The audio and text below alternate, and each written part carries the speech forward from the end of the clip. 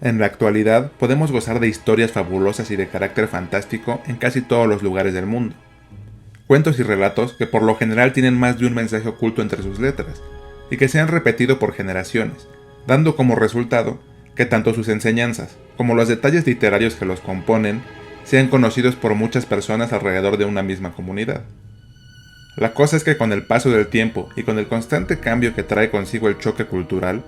muchos de estos relatos se pierden en la inmensidad y vastedad de la tecnología y de las nuevas costumbres familiares, quedando sepultados pesadamente bajo los cimientos de las generaciones venideras, y permaneciendo solo en la mente de algunos cuantos que aún recuerdan con nostalgia cómo se contaban relatos fantásticos en las reuniones familiares. Pero ¿qué pasaría si alguien se preocupara en recopilar estas historias para que no murieran en el olvido? Pues déjenme decirles que esto ya pasó hace muchos años. Un par de hermanos que vivieron en el siglo XIX se dieron la tarea de recopilar todos los cuentos, relatos, fábulas y leyendas germanas que pudieron,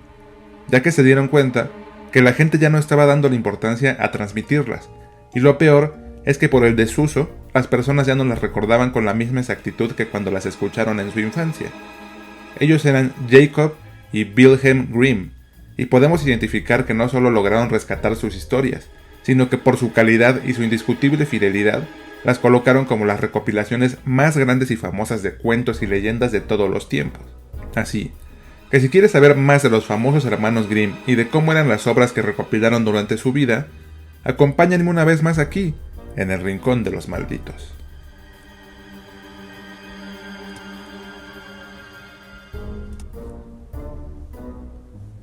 En esta ocasión no podría catalogar a los hermanos Grimm como maestros del horror,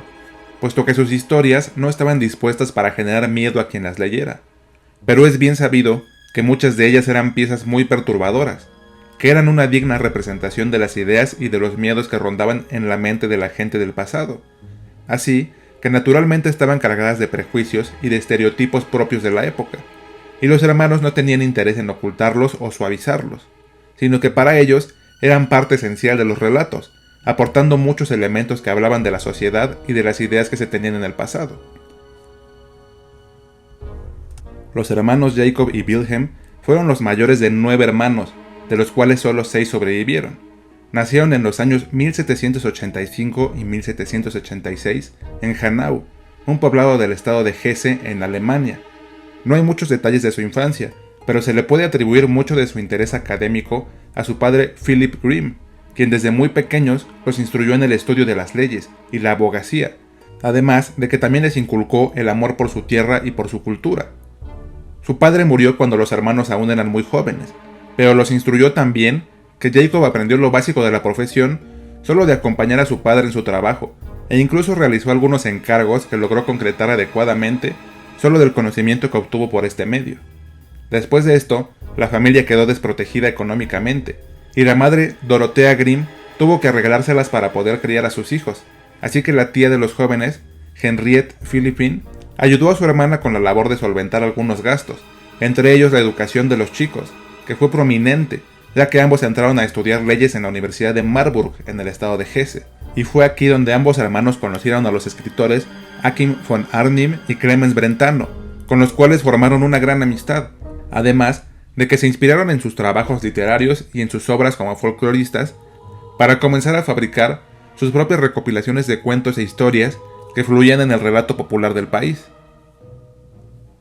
Al terminar sus estudios, ambos se fueron a trabajar a la Universidad de Gotinga en Berlín, en donde eran bibliotecarios e impartían algunas materias, pero no abandonaron su proyecto de hacer una gran recopilación de cuentos, así que en sus tiempos libres comenzaron a recabar información de la gente de la ciudad. Les pedían que intentaran recordar lo más fielmente que pudieran las historias, leyendas, fábulas, anécdotas o cualquier tipo de relato que hubieran escuchado de parte de sus padres, abuelos, vecinos o amigos.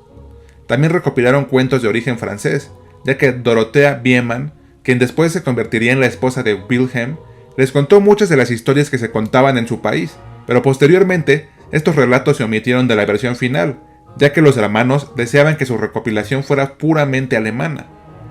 Y en el año 1812 lo lograron.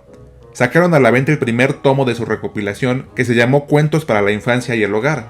en el que se incluyeron obras que hoy en día son clásicas, como Hansel y Gretel, Rapunzel, Blancanieves, Rumpelstiltskin, La Cenicienta, El Sastrecillo Valiente, Caperucita Roja y muchos otros relatos fabulosos que fueron repartidos en 2 volúmenes. Luego, en 1857, estas recopilaciones fueron editadas y ampliadas, además de que se les cambió el nombre por el de Cuentos de Hadas de los Hermanos Grimm. Los cuentos son conocidos por su crudeza y por contener temáticas que podrían ser consideradas como fuertes para los niños, pero los hombres se defendieron de estas críticas, clamando que la recopilación no estaba especialmente dedicada al público infantil, aun cuando el título original de estos libros así lo dictaba. Lo cierto es que la gran mayoría de estas historias ya habían sido suavizadas por los hermanos, que se vieron en la necesidad de censurar algunas cosas extra en ediciones posteriores. Mucha de la fama de estos relatos se debe a que todos ellos son altamente fieles a los relatos de la tradición oral, manteniendo casi por completo la esencia original, dándoles un toque de autenticidad muy agradable, ya que de ese modo realmente se preserva su origen y las enseñanzas que llevan en su interior. Por último, resta decir que los hermanos Grimm siguieron trabajando en otros proyectos después de la recopilación, como un extenso diccionario de la lengua alemana que cuenta con 33 tomos, que se inició en 1854 y que no pudieron concluir en vida, pero que fue retomado y terminado en el año 1960, más de 100 años después de que se comenzó. En el siguiente apartado les hablaré directamente de sus obras y de cómo era el estilo de las mismas, así que continuemos con ese tema.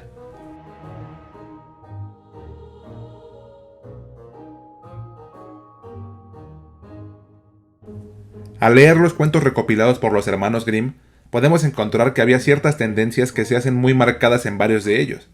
demostrando así que la manera de pensar y de hacer las cosas de las personas de esa época se veía reflejada a la perfección en las tramas y en las situaciones expuestas en ellos. Primeramente, estaba el marcado énfasis que había en el hecho de que los hombres, ya fuera el más poderoso rey o el granjero más humilde, ofrecieran sin apuros a sus hijos, y en especial a sus hijas, a cambio de nimiedades o como un simple tributo para demostrar simpatía, o incluso como recompensa por algún acto heroico o cuando menos notable ante la sociedad. Esto resulta sorprendente, pero más asombroso es el hecho de que estas transacciones, ya fuera ofrecer a las jóvenes como esposas o como sirvientas especiales, eran tomadas con total normalidad y sin el más mínimo reparo por parte de los familiares, siendo una realidad que en la actualidad se antoja chocante y sumamente reprochable, pero que antaño era tan normal como comprar o vender algún producto. Otra cosa muy recurrente son los encuentros con seres mágicos, ya sean duendes, enanos u hombrecillos viejos que conceden grandes favores o riquezas a quienes los honren o los traten bien, pero que también pueden traer castigos horribles a las malas personas que demuestran arrogancia, envidia o malos deseos para los demás, siendo enseñanzas genuinas, que sirven aún en la actualidad y que seguramente estaban hechas para motivar la bondad, el respeto y la amabilidad en las personas. Otro ejemplo es el hecho de que en estos cuentos, las decisiones que tomen los personajes, así sean actos inofensivos o grandes calamidades, tienen repercusiones fatales en las personas, conllevando castigos bastante sádicos y terribles para quienes actuaban de mala manera, y recompensando con riqueza, con parejas amorosas y con buena fortuna a los que actúan de buena fe.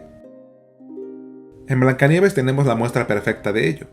Resumiendo mucho la historia, su malvada madrastra intenta asesinarla, a ella que es la hija del rey, más de 3 veces seguidas sin lograrlo, y la chica, al ser tan ingenua y pura, cae las 3 veces en los engaños de la mujer. Al final,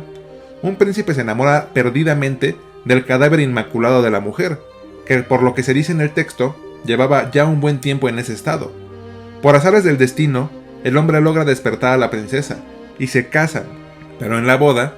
la malvada madrastra es exhibida por sus intentos de asesinato, y es condenada a usar zapatillas de hierro al rojo vivo, mientras todos en la fiesta la observan bailar con su infernal calzado hasta la muerte. Aquí está la chica que es tan buena y legítima, que soporta tan estoicamente los castigos de su madrastra, que se gana la recompensa de casarse con el príncipe y de disfrutar de obvias riquezas. Y tenemos a la madrastra malvada, quien demuestra tantas veces que su envidia y sus celos son tan poderosos, que incluso la llevaron a intentar matar a la chica en 3 ocasiones distintas,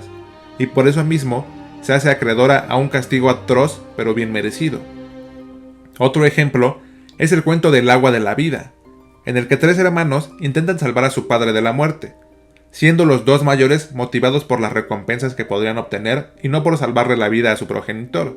Solo el menor, bondadoso y amable, es el único que emprende el viaje con buenas intenciones y se ve ampliamente recompensado por sus buenas acciones, ya que logra salvar a su padre y de paso también a sus hermanos, que en el camino desairaron a un viejo hombrecillo, quien decidió castigarlos encaminando sus destinos hacia lugares inhóspitos, de los que no pudieron regresar, siendo encerrados en alguna cueva sin retorno por su arrogancia y porque emprendieron ese viaje motivados por expectativas malsanas. De este modo, el menor consiguió el agua sagrada, salvar a su padre, a sus hermanos y a una doncella que le promete casarse con él, y todo porque cuando el hombrecillo le preguntó a dónde se dirigía, este fue amable y le habló con humildad,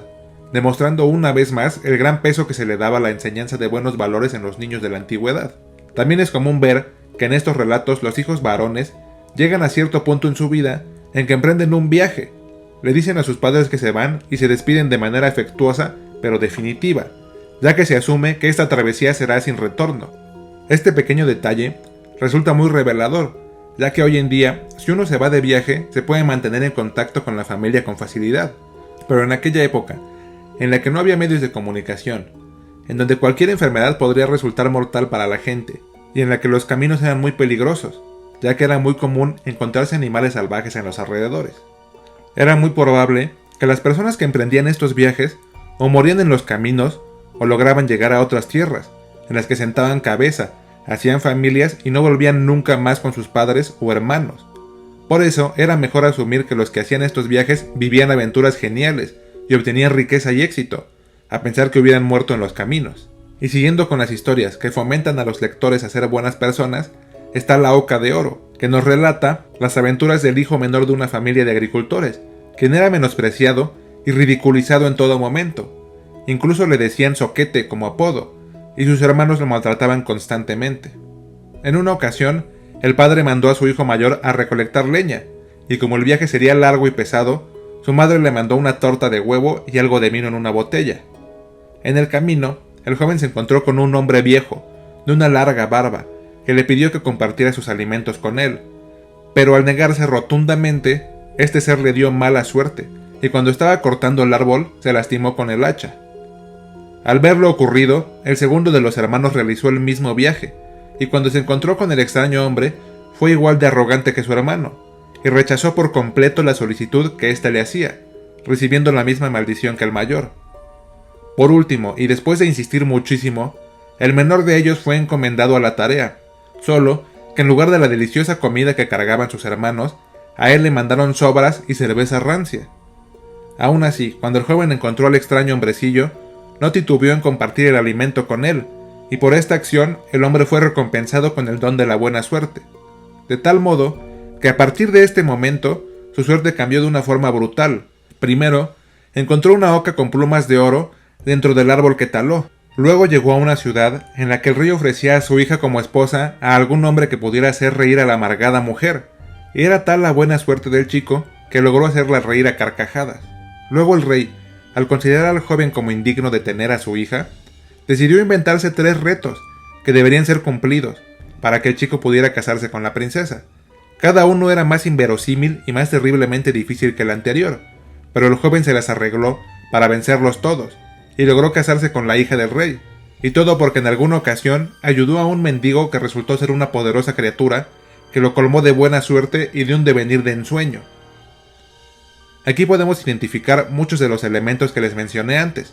pero el hecho más interesante es que en general toda la historia nos dice que si somos buenas personas, incluso cuando la vida no nos esté tratando de la mejor manera, tendremos altas probabilidades de tener un buen futuro por delante. Una enseñanza más que magistral que sigue siendo totalmente vigente hasta nuestros días.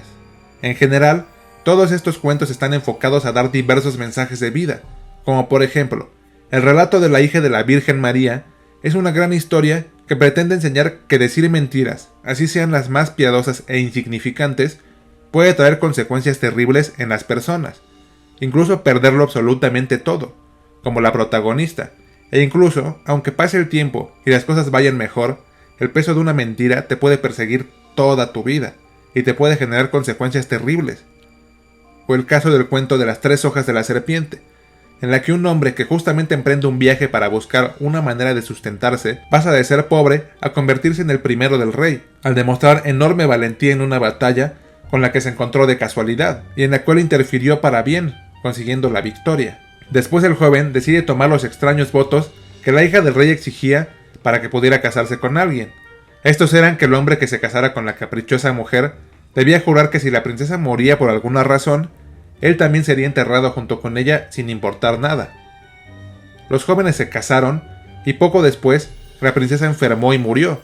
De este modo, el chico no tuvo elección más que cumplir sus votos, pero antes de hacerlo, descubrió por casualidad una hoja especial con la propiedad de revivir a los muertos.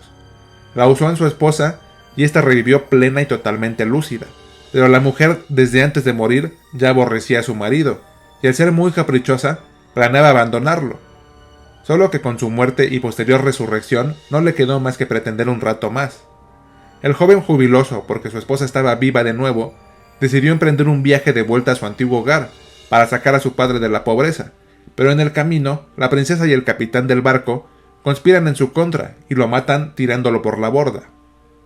Por fortuna, uno de sus súbditos recuerda la hoja con la que antes se revivió a la princesa, y decide rescatar el cuerpo del joven y revivirlo.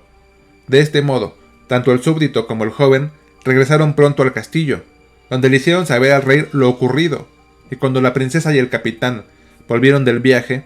fueron reprochados y castigados con la muerte por ahogo. El mensaje aquí es sumamente bueno, ya que pretende alertar al lector sobre el peligro de entregarse plenamente a las personas equivocadas, además de que también invita a reflexionar sobre el valor de las personas que nos acompañan y que debemos honrarlos, tomando en cuenta los sacrificios o las buenas acciones que se hacen por nosotros. Por último, quiero hablarles del cuento de las hilanderas. Sé que hay muchos más cuentos de los que se pueden sacar muchas más enseñanzas, pero me parece que el video ya está siendo demasiado largo. Así que si les interesa que hable más de estos cuentos, denle un buen like a este video y escriban algo en la sección de comentarios. Además de que me encantaría que se pudieran suscribir al canal activando la campanita, para que reciban notificaciones cada que se suba un nuevo video. En esta historia, una chica se ve obligada a hilar grandes cantidades de lino, como un escarmiento por su holgazanería, y como un excelente castigo por no querer trabajar con su madre. La cuestión es que la madre de la chica le dijo a la reina que la joven no paraba de hilar en ningún momento, y que sería mejor que estuviera en su palacio, donde el lino era casi infinito, y donde la perezosa mujer se vería obligada a trabajar arduamente. La reina le dijo a la chica que si lograba deshacerse de todo el lino del castillo, le permitiría casarse con su hijo, ya que a pesar de que no era una mujer noble, demostraría con esa labor que su trabajo y su dedicación eran dignas del príncipe. Naturalmente la chica se sentía muy mal, ya que odiaba el trabajo que se le había impuesto, así que sollozaba en una ventana mientras 3 mujeres se acercaron a donde estaba y le preguntaron por qué lloraba tanto. Estas 3 mujeres estaban algo deformes, teniendo la primera un pie grande y totalmente plano, la segunda poseía un labio largo y grueso, que le colgaba hasta la barbilla, y la tercera tenía un pulgar gigante. La chica se explicó, y las mujeres se ofrecieron a hilar todo el lino con la condición de que el día de su boda las 3 damas fueran invitadas de honor. Además debía presentarlas como sus primas y sentarlas en la misma mesa en que estuviera ella. Así fue, las mujeres hicieron el trabajo y la joven se pudo casar con el príncipe, además de que las deformes mujeres fueron invitadas y se sentaron en la mesa de honor tal como lo habían solicitado. Esta enseñanza también es muy buena, ya que es muy importante honrar a la gente que nos ayuda o nos ofrece una mano cuando tenemos un problema, sin importar su aspecto o la clase social a la que pertenezcan. Eso ha sido todo por este video. Espero que hayan disfrutado de estas historias y de las enseñanzas que éstas dejan en las personas.